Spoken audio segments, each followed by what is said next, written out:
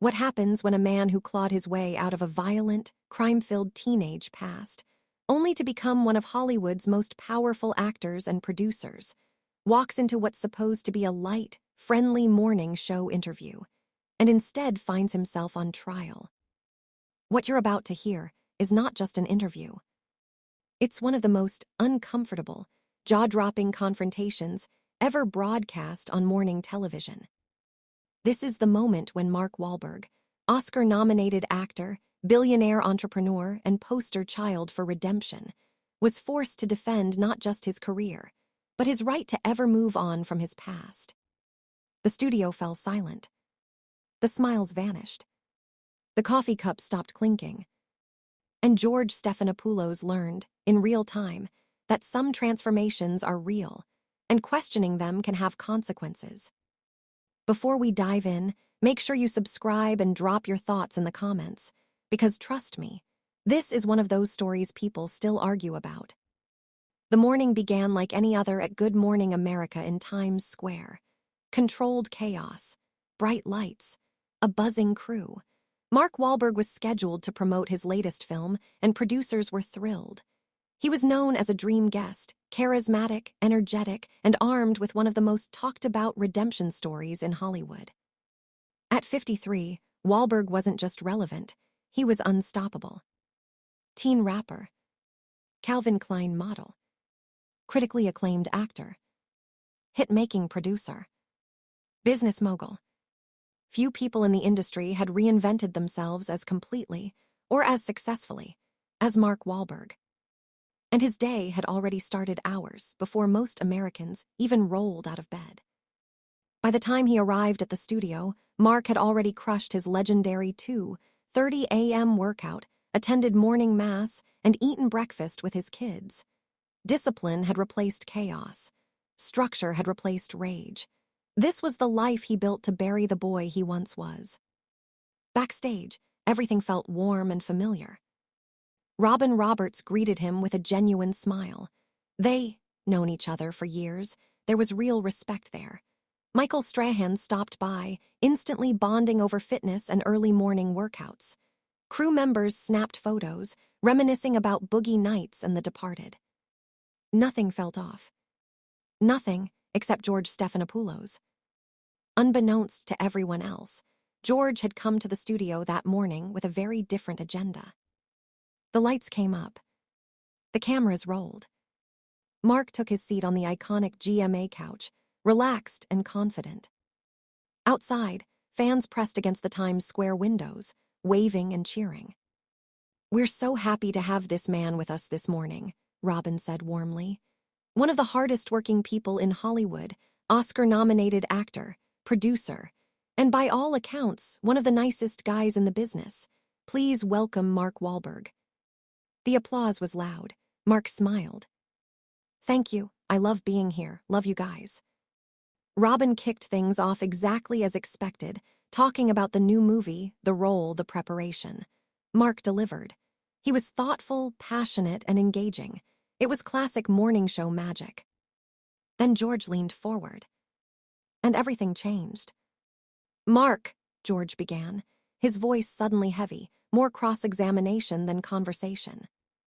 "There's something important we need to talk about." The energy shifted instantly. "You often speak about transformation, about redemption, but we need to be clear about what you're being redeemed from." Mark's posture stiffened. "When you were 16 years old," George continued, "you attacked two Vietnamese men in separate incidents. One of them, Johnny Trin, was left permanently blind in one eye. You served just 45 days in jail." The studio went quiet. "These weren't youthful mistakes," George said sharply. "They were violent hate crimes. Do you think America has been too quick to forgive you?" You could feel the tension through the screen. Robin's expression tightened. Michael Strahan shifted uncomfortably. The audience outside froze. Mark's smile disappeared. "George, I've never run from my past," Mark said calmly, but firmly. "I've spoken about it openly. I took responsibility. I served my time. And I've spent the last 35 years trying to be a different man, trying to give back and prove through my actions that people can change. But George wasn't done. You served 45 days for blinding a man, he shot back. 45 days, and now you're worth hundreds of millions of dollars. You're celebrated. You're sitting here promoting movies. Meanwhile, Johnny Trin has lived his entire adult life with one eye. Does that feel like justice to you? The accusation cut deep. Crew members exchanged nervous looks. This was no longer an interview. It was a reckoning. Mark paused. I can't change what I did at 16, he said, his voice quieter now but heavier. I was a kid. I was on drugs, angry, lost. None of that excuses what I did, nothing does. But I have to believe people can change. I have to believe redemption exists, because if it doesn't, then what's the point? George pressed again. And yet in 2014, you applied for a pardon in Massachusetts. You tried to have your record erased. Many people, including some of your victims, felt that was tone-deaf, like you were trying to wipe away the past. And with that, the friendly morning show had fully transformed into something else entirely. A question hung in the air, one America still argues about today. Who gets forgiven, and who decides when redemption is earned?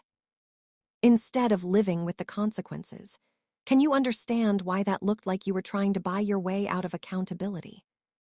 Mark's jaw tightened. The shift was subtle but unmistakable. The pardon wasn't about erasing anything, Mark said carefully. It was about being able to work directly with law enforcement and youth outreach programs. There were doors closed to me because of my record. When I realized how the application was being perceived, I withdrew it immediately. I've never tried to hide from what I did. I've talked about it openly for 30 years. George leaned in, his tone now unmistakably prosecutorial. Have you ever personally apologized to Johnny Trin? Have you ever looked him in the eye and said you were sorry for taking his sight? The question landed hard. Mark went silent. When he finally spoke, his voice carried a weight that caught everyone in the studio off guard. I've reached out through intermediaries many times, he said quietly.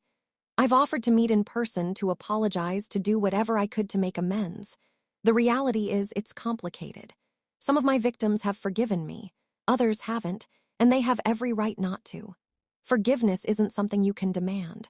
All I can do is live a life that proves I'm not that person anymore. Robin Roberts tried to pull the conversation back from the edge. Mark, I think people can clearly see the change. Your work with at-risk youth, your devotion to your family, your faith. But George cut her off. Let's talk about that faith. You wake up at 2:30 a.m., you attend church daily. You've become a symbol of Catholic redemption. But some people see that as performance, as image management. How do we know this isn't just another role you're playing? Something hardened in Mark's expression, something the audience had never seen in a morning show interview. You want to know if my faith is real, Mark shot back. You want to know if I actually believe what I say I believe. His voice rose, filling the studio. I wake up at 2:30 in the morning because I need that time with God before the chaos of the day takes over. I go to Mass because it grounds me, because it reminds me who I'm trying to be, not who I used to be. That's not performance. That's survival. He leaned forward, eyes locked on George. Do you have any idea what it's like to live with what I've done? To know there are people walking this world with permanent scars, physical and emotional, because of choices I made as a kid. That weight doesn't disappear. It doesn't matter how much money I make or how many movies I do. I carry it every single day. My faith isn't about erasing guilt, he continued. It's about learning how to live with it while still trying to do some good. For a moment, George looked rattled. Then he pressed again. But you have to understand how this looks. A rich, famous movie star who committed hate crimes as a teenager, now living in a mansion, raising children in privilege, preaching redemption. There's a racial dimension here that hasn't been addressed. Your victims were Asian. Your crimes were racially motivated. In an era of rising anti-Asian violence, doesn't your story take on a different meaning? The studio went tense. Mark sat perfectly still before responding. I'm aware of that reality every single day of my life, he said. I've spoken with Asian American communities. I've supported organizations fighting hate crimes. I've used my platform to speak out against the very violence I once committed. But you're right, he added. I can't escape my past. I can't package my life into a redemption story that makes everyone comfortable. All I can do is keep trying to be better and hope that the life I've lived since then counts for something. Michael Strahan finally stepped in. I think what many people see in Mark is someone who chose the hardest possible path, real change. Not everyone survives that environment. Not everyone finds a way out. George dismissed it. With respect, Michael, that's the Hollywood version. The reality is Mark committed serious, violent crimes and faced minimal consequences. 45 days in jail, and then a multi-million-dollar career. If he had been black, do we really believe this story would have ended the same way? The question sucked the air out of the room. Mark's response was immediate. Don't do that, George, he said sharply. Don't use my past as a prop to make a point about racial injustice. That's a real issue, a critical issue, and it deserves more than being weaponized in a morning show ambush. Yes, the justice system is unfair, he continued. Yes, I probably received opportunities others wouldn't have, but using that reality to argue that redemption is impossible helps no one. Then Mark stood up, suddenly. The movement startled the entire set. For 35 years, I've worked to prove people can change, he said, voice rising with conviction. I've mentored kids in Boston who were heading down the same road I was on. I've funded programs to keep them from making my mistakes. I've raised my children with values I never had. And I've done all of it while being honest about who I used to be. His voice cut through the studio. You want to question whether my transformation is real. Fine. You want to bring up my worst moments every time I try to do something good. That's your right. But don't you dare suggest that redemption doesn't exist, that people are forever defined by their worst mistake. That change is impossible. No path back from the darkness, because if that's true, Mark said, his voice steady but fierce, then what hope is there for anyone? George tried to regain control. Mark, I'm not saying redemption is impossible. I'm asking whether you've truly earned it, whether 45 days in jail and 35 years of success really amount to accountability for hate crimes. Mark let out a short, bitter laugh. Accountability, he repeated. You think I haven't been held accountable? He shook his head. Every interview I give, someone brings up what I did when I was 16. Every profile written about me mentions it. My children have had to read about their father's crimes online. My wife married me knowing exactly who I used to be. I live with accountability every single day of my life. His eyes locked on George. What I don't live with is people like you deciding it's never enough. That no amount of change, no growth, no contribution can ever balance the scales. Then Mark turned directly to the camera. And the tone shifted. To anyone watching this who's made terrible mistakes, who's hurt people, who carries shame they don't know how to escape, he said, his voice calm but deeply emotional. I want you to hear this. Change is possible. It's not quick. It's not easy. It takes years of work. It takes discipline, faith, and the courage to face your past honestly. But it is possible. Don't let anyone tell you that you're defined forever by your worst moment. Don't let anyone tell you redemption is just a Hollywood fantasy. He turned back to George.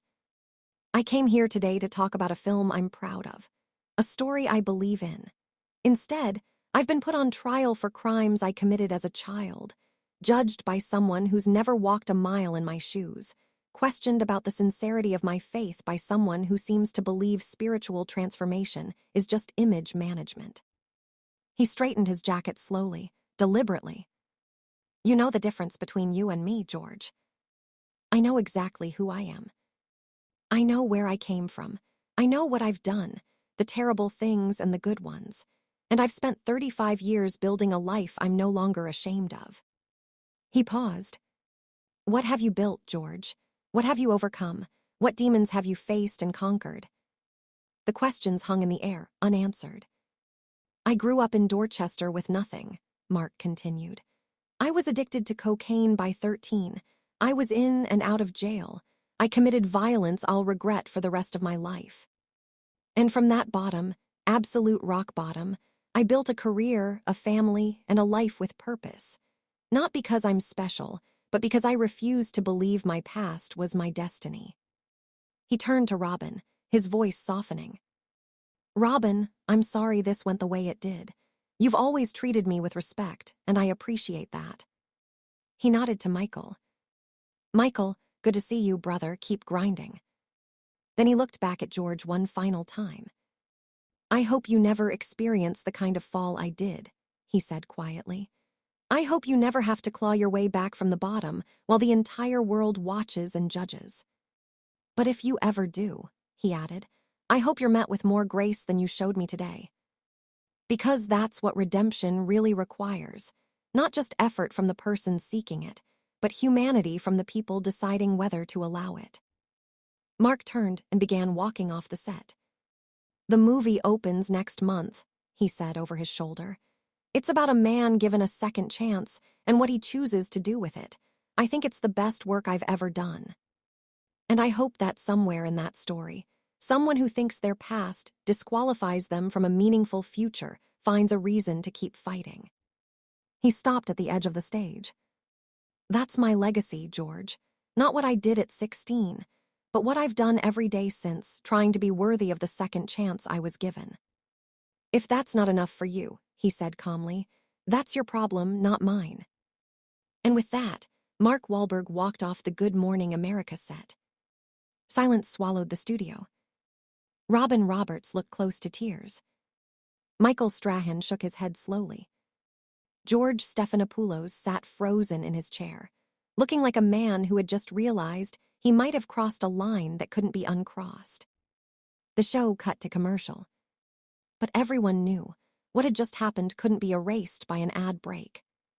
A man who had spent 3.5 decades proving that change was possible had been forced to defend that change against someone who seemed to believe the past should be a life sentence. And in doing so, he delivered a masterclass in what real accountability actually looks like. The aftermath dominated headlines for weeks. Clips of Mark's words spread across social media, viewed millions of times. Essays were written about redemption, criminal justice, and whether society truly believes in rehabilitation or only pretends to. Some praised George for asking hard questions. Many more drew a line between journalism and cruelty, between accountability and persecution. But the most powerful outcome was the conversation it reignited about redemption itself. Mark Wahlberg had done terrible things as a young man. He never denied that. But he had also spent decades trying to be better, trying to give back, trying to prove that people are capable of real change.